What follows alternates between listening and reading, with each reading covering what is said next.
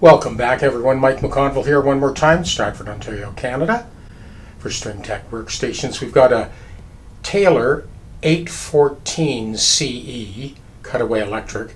Now, we did a complete refret on this one, and we did need to do some fingerboard correction.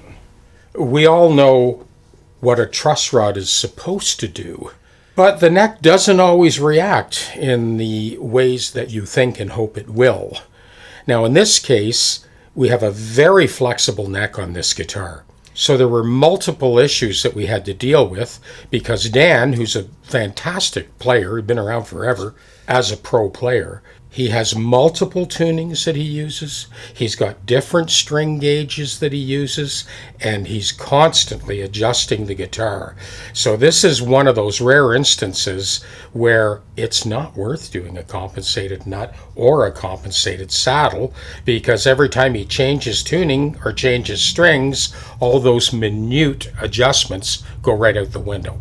I ended up stacking 3 extra washers onto this truss rod to increase the amount of adjustment. Because the customer adjusts this truss rod so frequently, he doesn't even leave the truss rod cover on, because over the course of a night he may try 3 or 4 different tunings, and he's switching back and forth between 12 to 53 and 11 to 52. These are 12 to 53 that are on here now, and that's what the guitar is set up for. So with those extra washers, we bought back quite a bit of extra thread on that truss rod so that the customer has full adjustability. Well, what we were aiming for here was to be able to get this action down as close as we possibly could without buzzing. The customer is having some issues with his hands, so the idea was to make this as easy to play as possible. Now, I did end up pulling the neck off and doing a neck reset, because we were running out of room on this saddle. Now there's lots of room on that saddle to be able to adjust it again at any time in the future. Most important thing is we got this action down nice and close, and it is super easy to play. As far as super precise calibration and intonation, well, like I said at the beginning, you're not going to get all of those things and all of those tunings with all of those different string changes. It's just not going to happen. So in this case, we passed on the compensated saddle and the compensated nut. Now, I have another Taylor on the other bench that does have a compensated nut and a compensated saddle. But in the meantime, let's just play a few chords on this one, and you can hear it. We'll start just by playing every note on the guitar.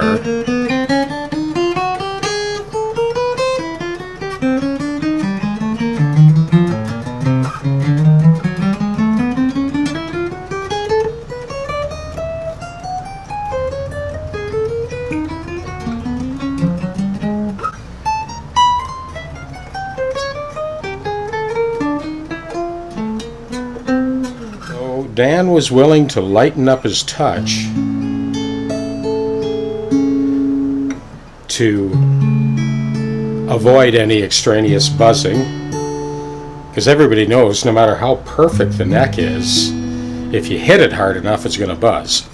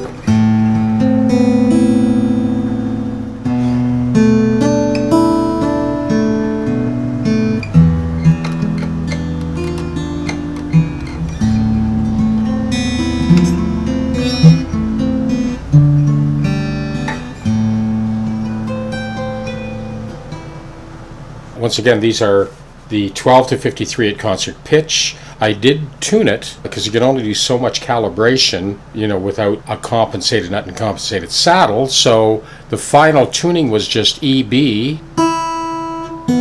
EB, and EB. That lines it up pretty good.